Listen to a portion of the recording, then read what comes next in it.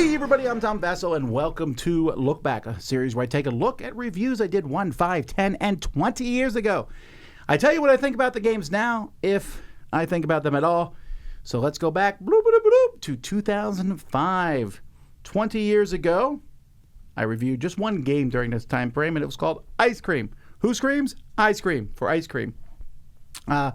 Just had ice cream, actually. Anyway, Joe Huber designed this game, and Face to Face, which isn't really a publisher anymore. And this is kind of like Chameleon, where you're adding scoops of ice cream and pulling them off. It's nice. I like the theme. Wonder if we'll ever see this one come back. 7 out of 10. All right, 10 years ago, I played a game called Super Fantasy Rumble, which is about as good as it sounds. Just, a bunch of combat in an arena. It wasn't very good. 5 out of 10.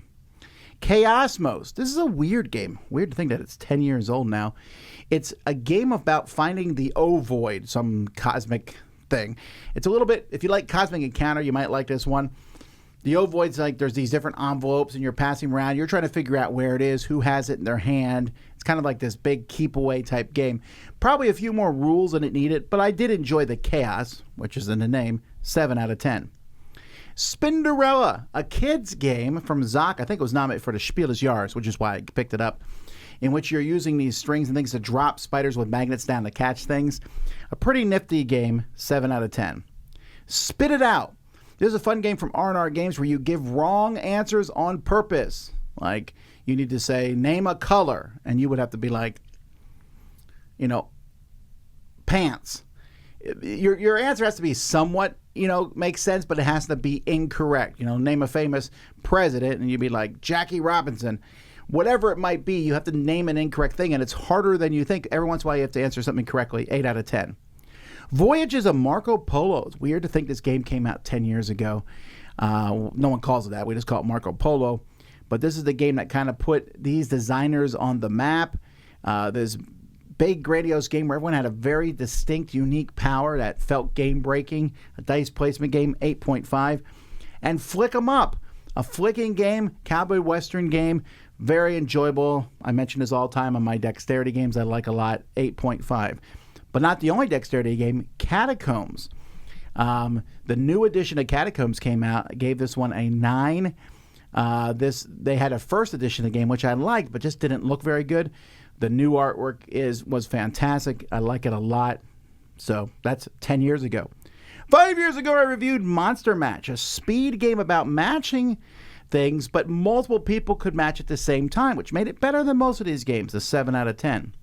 Solar Draft. This is one of the last games I think Tasty Minstrel came out, a game in which you're drafting planets for various things, and I enjoyed this one. Thought it should be sold at planetariums. 7 out of 10. Super Punch Fighter from Plaid Hat Games. This is another one that I liked a lot. It's video game-esque.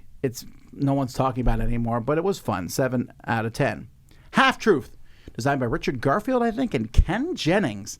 A game in which there are 6 answers to a question, like which of these people were born in 1823, and 3 of the answers are right, 3 are wrong, and you can guess 1, 2, or 3. You get more points if you guess 3, but if you get any wrong, you're out. I like this game. It's enjoyable. 7.5. Pan Am came out 5 years ago.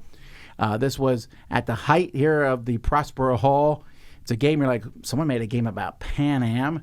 And you play and you're like, this is a pretty solid airplane-style game that feels different than other stuff. Definitely for what was a mass market for a while. 7.5. Chicken Wars. This is a game from Think Fun that not a lot of people talk about. It's a nice deduction game. You're trying to figure out where your opponent's chickens are and going back and forth using deduction. I liked it. It's like a kid's deduction game or family-style deduction game. 8 out of 10. High Rise. This game, which has recently been bought by Allplay, and so they're going to be re-releasing this. A nice ratchet mechanic, move as far as you want. You're building these giant towers. I really like this game, 8.5. What I don't like is Batman the Animated Series, Rogues Gallery. Wow, talk about a game that just takes the Batman Animated Series, one of the greatest cartoons of all time, and ruins it. 4 out of 10.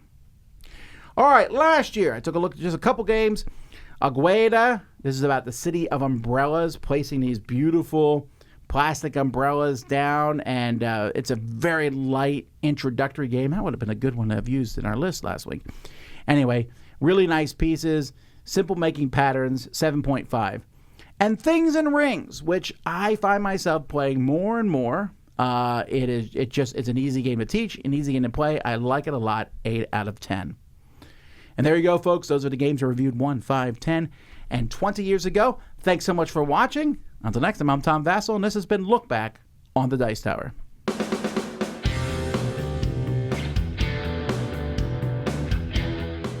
Hey everybody, thanks for watching this video. If you like this review or whatever you just watched, wasn't it amazing? Check out our channel, Dice Tower. We have all kinds of things. We review games, we do top 10s, we play games live. It's all about board games, but especially the people who play them. Check out Dice Tower YouTube channel.